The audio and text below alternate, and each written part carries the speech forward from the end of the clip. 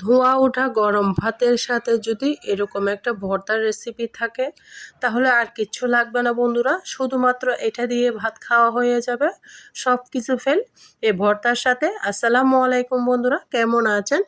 আশা করি যে যেখানে আছেন আল্লাহর রহমতে সবাই অনেক বেশি ভালো আছেন। আলহামদুলিল্লাহ আমিও ভালো আছি। আজকে শেয়ার করব কাঁঠালের বিচির একটা মজার ভর্তার রেসিপি। আশা করি তোমাদের কাছে অনেক বেশি ভালো লাগবে। সেটার জন্য আমি কাঁঠালের বিচিগুলো দেখতে পারতেছো একদম কুচি কুচি করে কেটে নিচ্ছি, যেন তাড়াতাড়ি করে সিদ্ধ হয়ে যায়। সেই জন্য আমার কাছে কিচেনে বেশিক্ষণ বসে থাকতে ভালো লাগে না।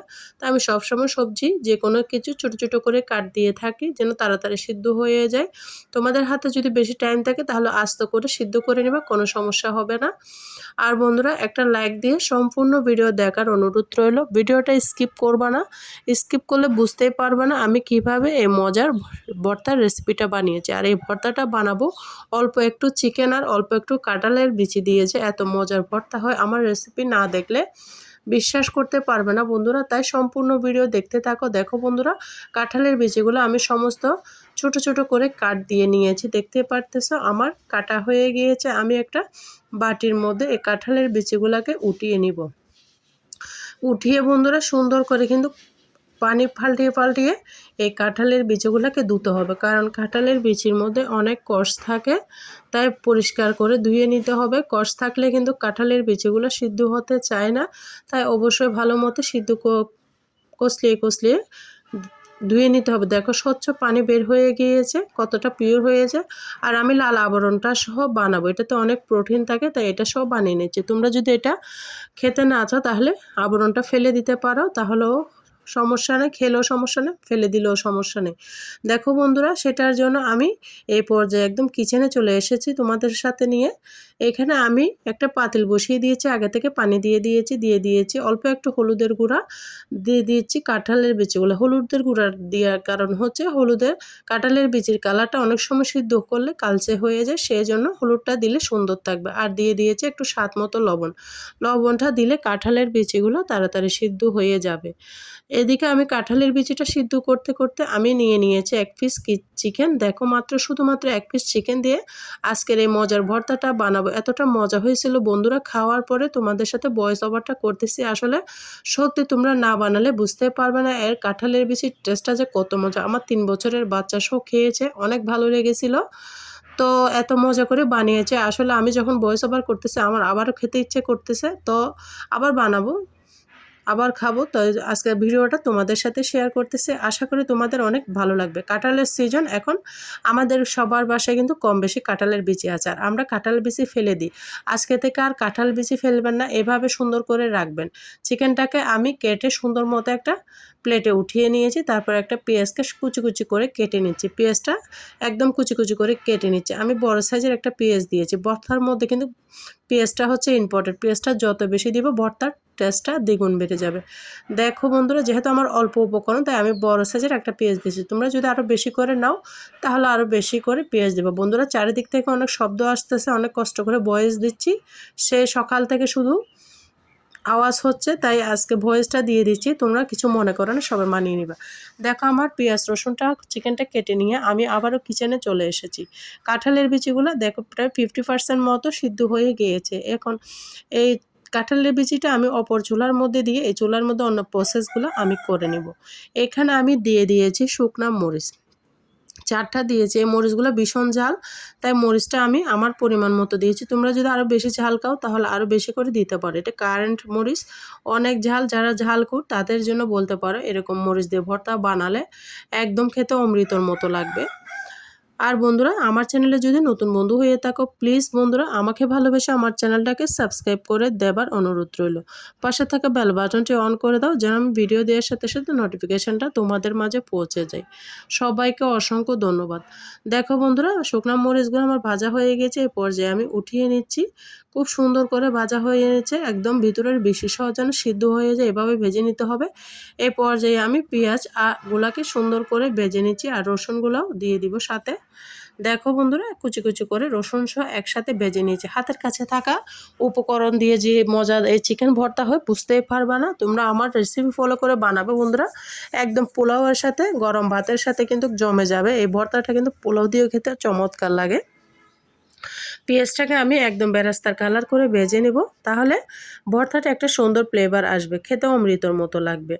কার কার বেশি ভর্তা পছন্দ অবশ্যই কমেন্টসে আমাকে জানাবা।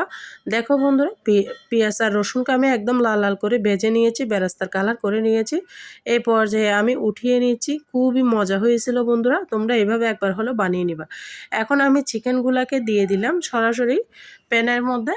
দিয়ে আমি পানি দিয়ে দিয়েছি। পানি দিবা, তেল দিয়ে যদি ভাজি করা হয় তাহলে চিকেনটা শক্ত হয়ে যাবে, আর পানি দিলে সফট হবে।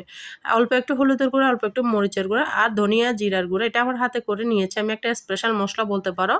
এটা দিলে যে কোনো রান্নার স্বাদ কিন্তু দ্বিগুণ বেড়ে যায়। সামান্য মশলা দিয়ে হয়ে যাবে আজকে অসাধারণ একটা রেসিপি। চিকেনটাকে সুন্দর মতো সিদ্ধ করে নিব, পানিটা একদম শুকিয়ে নিব। আর যেটা বলছিলাম বন্ধুরা, চিকেনকে অবশ্যই পানি দিয়ে সিদ্ধ করে নিবা, তেলের মধ্যে ভাজি করবা না, তাহলে ভাজি করলে ফ্রাই হয়ে যাবে, অনেক হার্ড হয়ে যাবে সেটা, আর ভর্তা খেতে ভালো লাগবে না। অবশ্যই জুসি করে পানি দিয়ে সিদ্ধ করে নিবা, তাহলে ভর্তাটা খেতে অনেক বেশি ভালো লাগবে। আর বন্ধুরা, যারা ভিডিও দেখতে দেখতে এতটুকু এসে গিয়েছে, একটা লাইক দিতে ভুলে গেছে, প্লিজ বন্ধুরা একটা লাইক দিয়ে আমার সাথে থাকার অনুরোধ রইল। এখানে আমি স্বাদ মতো লবণ দিয়ে দিয়েছি, কারণ চিকেনটা সিদ্ধ হয়ে গেলে লবণটা না দিলে খেতে ভালো লাগবে না। তার লবণটা আমি দিয়ে দিলাম, দিয়ে আবারও নাড়াচাড়া করে চিকেনগুলো হয়ে গেছে। দেখতে পারতেছো কতটা সুন্দর কালার এসেছে। এই পর্যায়ে আমি উঠিয়ে নিচ্ছি বন্ধুরা, দেখতেই পারতেছো একটা বাটনার মধ্যে আমি বেটে নিব।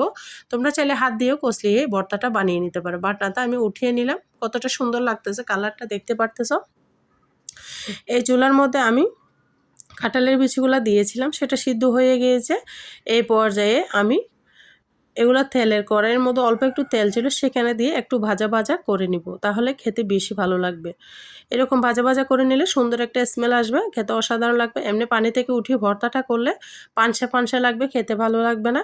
তাই তোমরা এভাবে করে নিতে পারো। আগে তো মানুষরা কাঁঠাল বিচিটাকে তেলে ভর্তা বানাতে, তবে আমার কাছে তেলে ভর্তা বানানো থেকে এরকম করে ভর্তা বানানো বেশি মজা লাগে। আমার চ্যানেলে কিন্তু অনেক ধরনের ভর্তার রেসিপি আছে, চাইলে তোমরা ঘুরে আসতে পারো।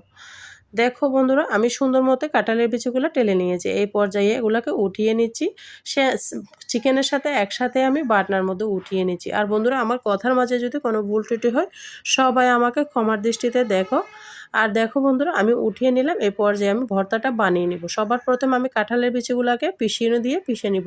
তোমরা চাইলে একটু ঠান্ডা করে হাত দিয়েও কষলিয়ে নিতে পারবা, তবে আমি যেহেতু গরম ভিডিও বানাচ্ছি আর আমার কাছে বাটনা দিয়ে ভর্তা করলে বেশি মজা লাগে। দেখো বন্ধুরা, সুন্দর করে আমি ভালো করে পিষে নিচ্ছি। আর বন্ধুরা, ভিডিওটা দেখতে দেখতে যদি কোথাও ভালো লাগে, ফ্রেন্ডস এবং ফ্যামিলির মাঝে শেয়ার করে দিতে পারো। তোমাদের একটা শেয়ারে অনেক প্রিয় আপু ভাইয়াদের উপকারে আসবে। সবাইকে অসংখ্য ধন্যবাদ।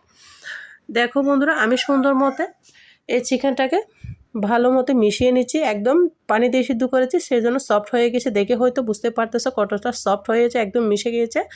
এই পর্যায়ে এখানে আমি শুকনো মরিচগুলাকে একটা পিষুনি দিয়ে পিষে নিব। দেখো আমি 3টা দিয়েছি, একটা রেখে দিয়েছি।